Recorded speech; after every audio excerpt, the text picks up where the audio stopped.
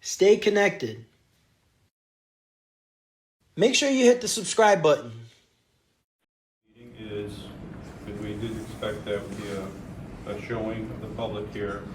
On the agenda is the discussion and voting tonight on whether or not the village approves the opting out of the licensing and establishing of retail cannabis dispensaries within the village. Also opting out of consumption establishments within the village. Before we get into that, okay, and I moved them deliberately to the front of the agenda knowing that there will be people here, okay?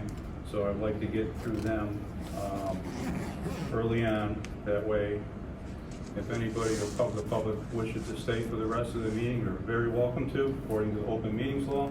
At that point, you wish to go home and leave, there would be no offense taken. Thank you. So, before we get into the actual voting, potential voting of the laws, I'd like to, myself, make a statement to the public.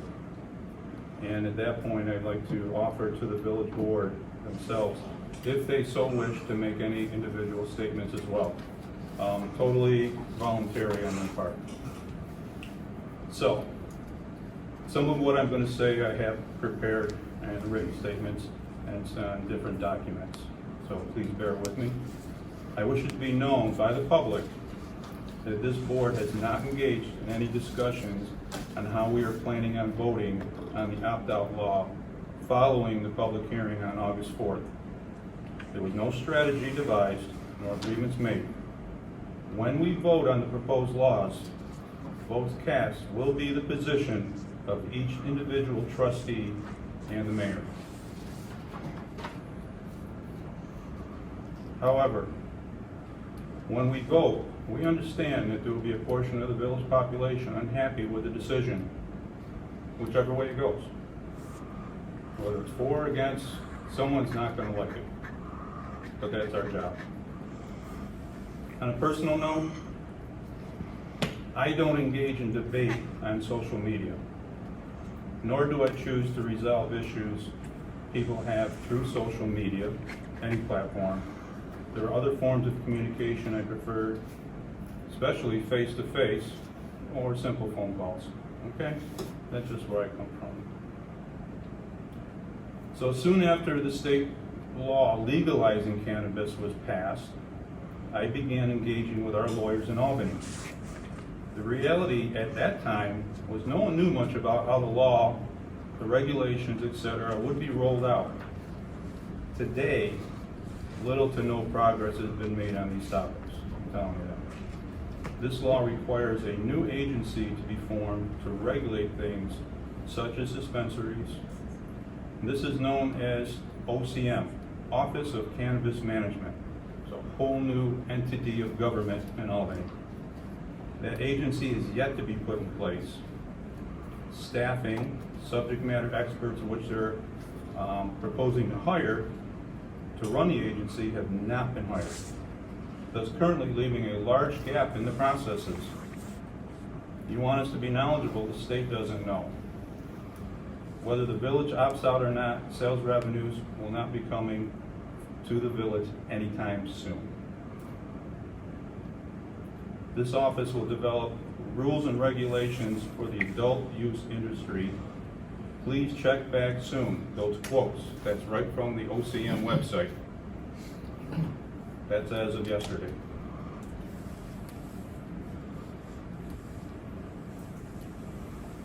Also from their website, adult use cannabis taxation. This has been a big topic for those, I believe, pro not opting out, if you put it that way. That the revenue that we would gain as a village or any municipality. So there's a little bit of blurbs, and this is also from the OCM website.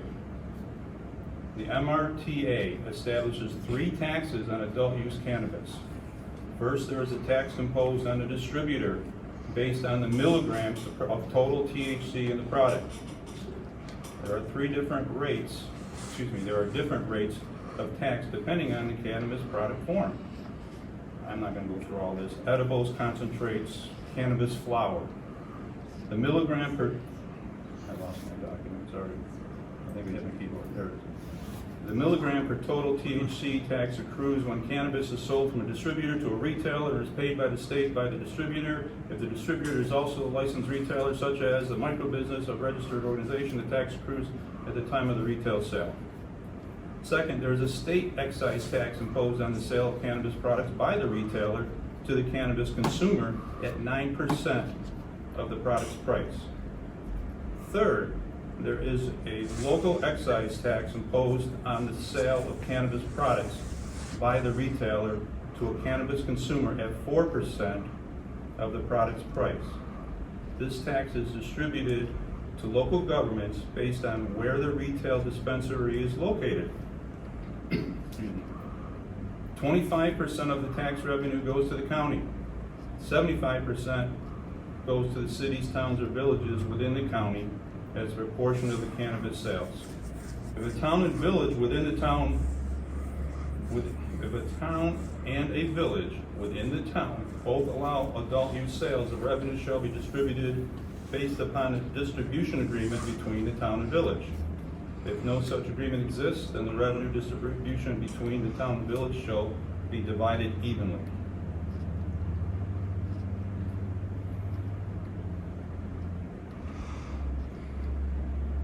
Ahead a little bit. After upfront costs, the remaining tax revenue is distributed into 3 separate funds. 40% to the state lottery fund for educational purposes, 40% to community grants reinvestment fund, 20% to drug treatment and public education fund. I'm going to skip back a little bit here. Approximately 25 to 30% of the village's operating budget, and that's the part that you pay for your tax when you pay property taxes, comes from county sharing sales tax. That's county-wide sales tax sharing.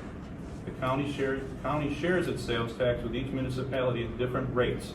The village of Marathon receives 0.5% of all sales tax collectively by the county.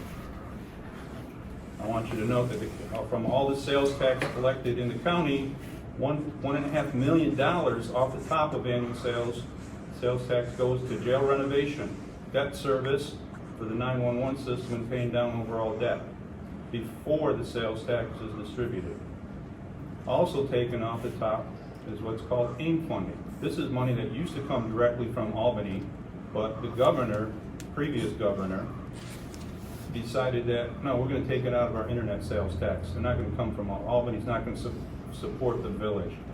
The villages, our village, would receive $9,916 is what our annual AIM funding typically would be.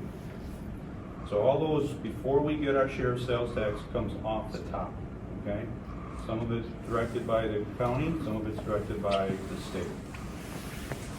So if you can understand all that, then maybe you can figure out the sale of marijuana, cannabis within the village, how much revenue that's going to bring to us. If you can, I wish you well. It's very complicated and there's a lot of unknowns out there today. So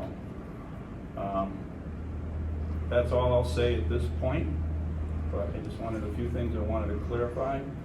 I'll like to go around the table, offer to the board if there's any statements or comments they'd like to make on their own individually. I'll just leave it up to anybody to speak up. Yeah, I don't. Okay, we'll call on Scott Chamberlain. I plan on voting for opting out. The reason I do this is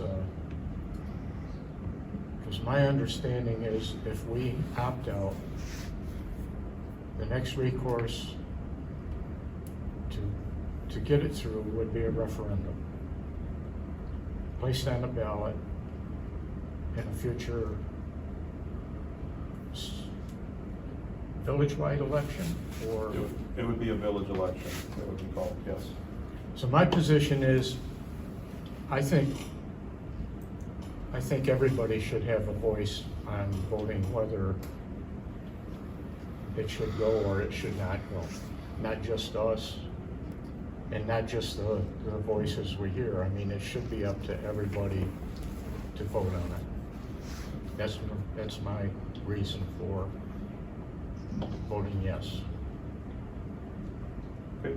Unless I change my mind in the next 2 minutes. Okay. Any other trustees like to make a statement? Anyway? Should have brought some water. Yeah. Okay, Ralph Hampton?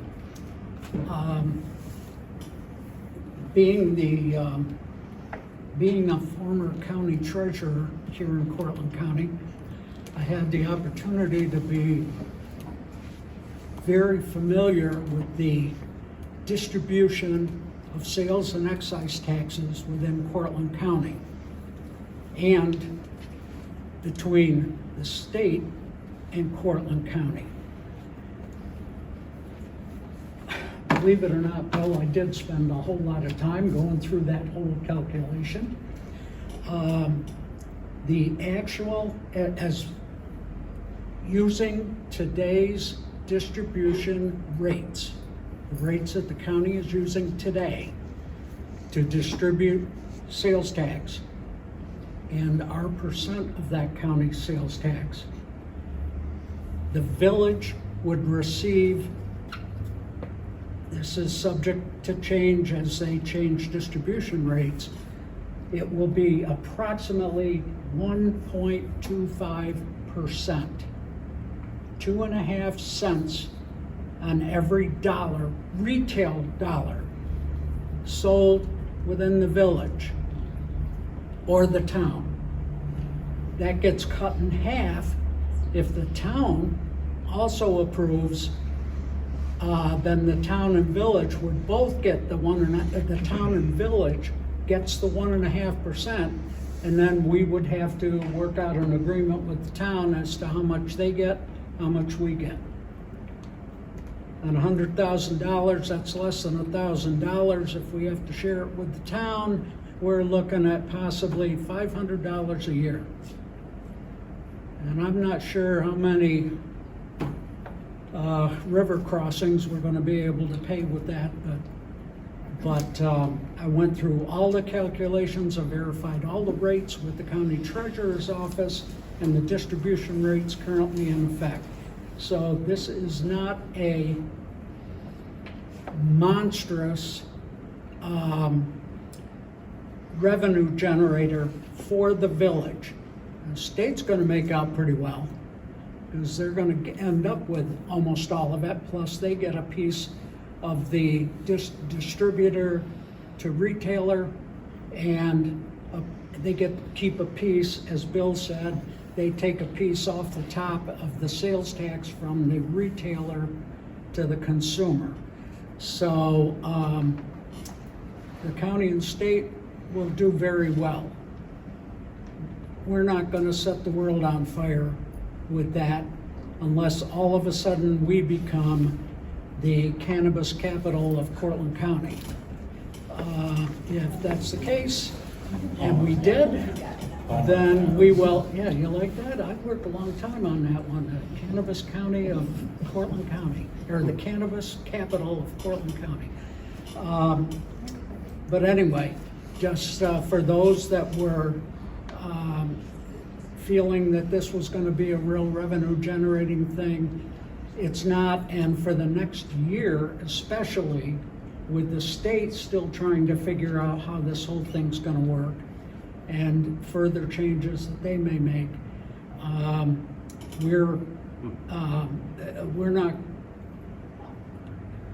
who knows, what the next year is going to bring until the state settles down, finalizes it, and finally approves the statutes as the mayor just described.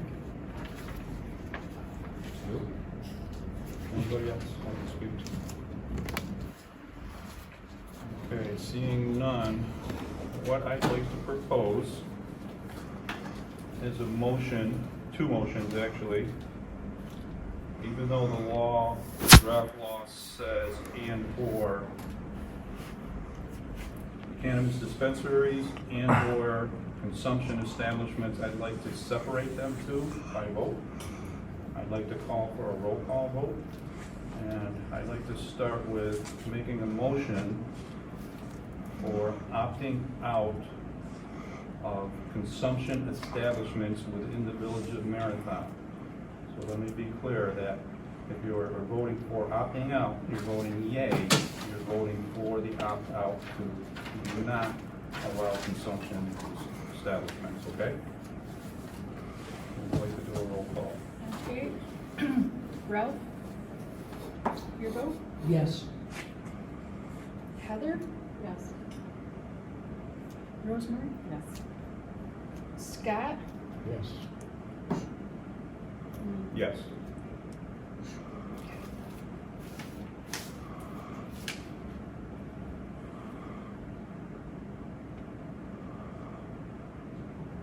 Okay.